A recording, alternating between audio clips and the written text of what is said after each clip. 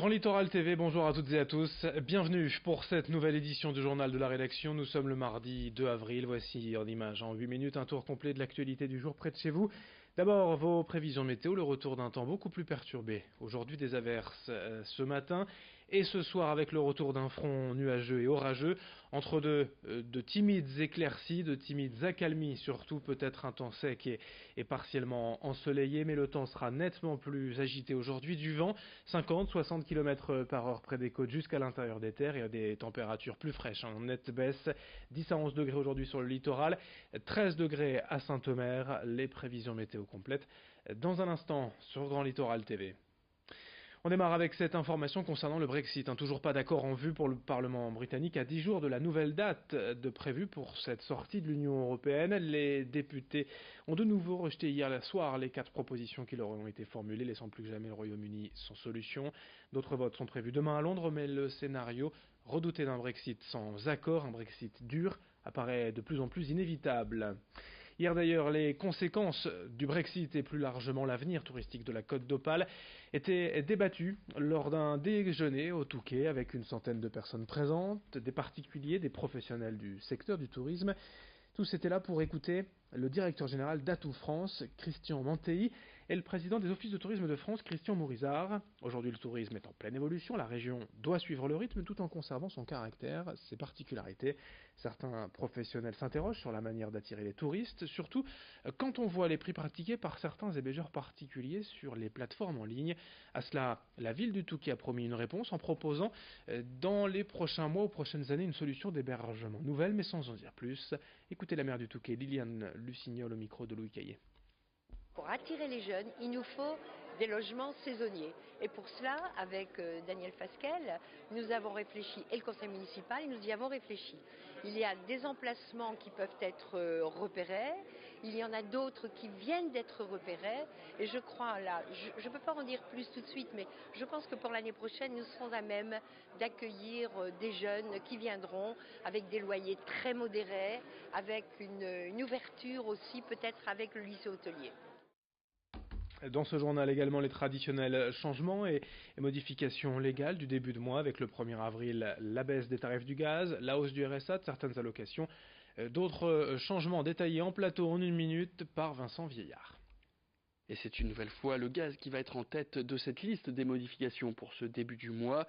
Cette fois, les tarifs sont revus à la baisse, une baisse de 2,2% exactement pour les foyers qui se chauffent avec. Autre baisse, celle de certains tarifs de santé. Par exemple, pour les dents, certaines prothèses vont voir leur prix plafonner. Une couronne en zircone sur une dent visible ne pourra plus dépasser les 480 € par exemple.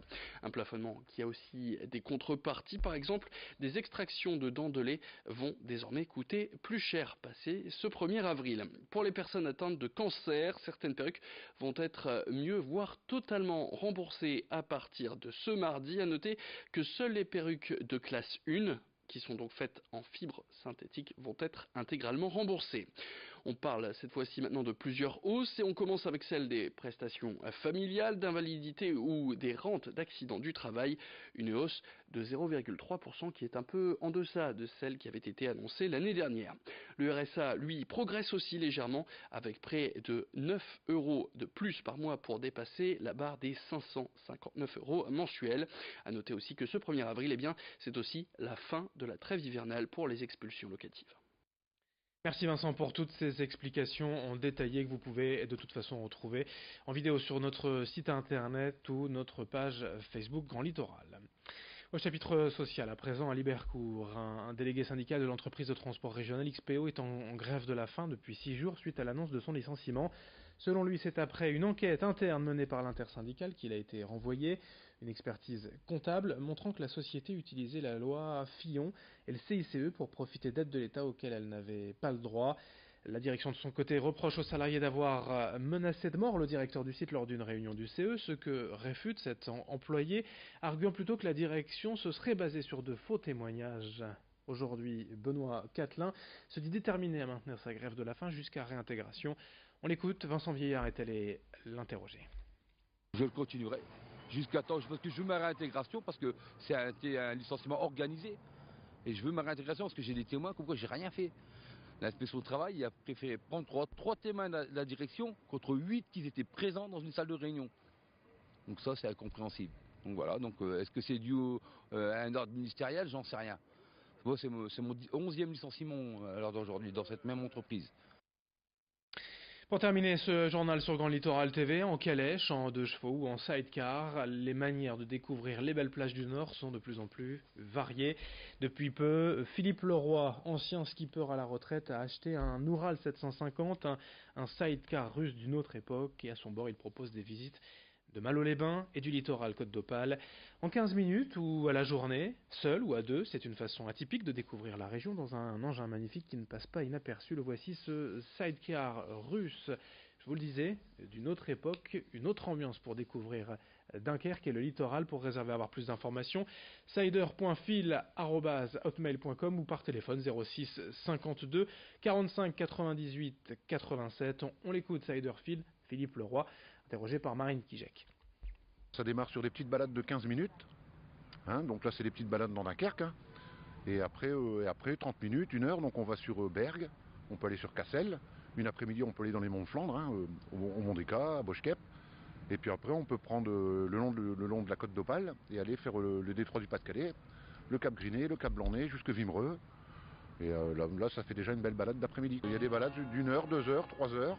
On peut partir aussi à la journée, partir à 10 heures du matin, donc là ça permet d'aller un peu plus loin et puis de pique-niquer à un endroit, quoi. Fin de ce journal sur Grand Littoral TV, juste un résultat de sport rapidement. 0-0 entre Lens et Le Havre hier en match décalé de Ligue 2. Lens qui laisse de nouveau filer 2 points précieux pour espérer la montée. Ce sera compliqué de plus en plus pour les Lensois. On enchaîne dans un instant avec l'info météo, d'autres infos en images bien sûr à suivre. Merci de votre fidélité sur Grand Littoral TV. L'info continue.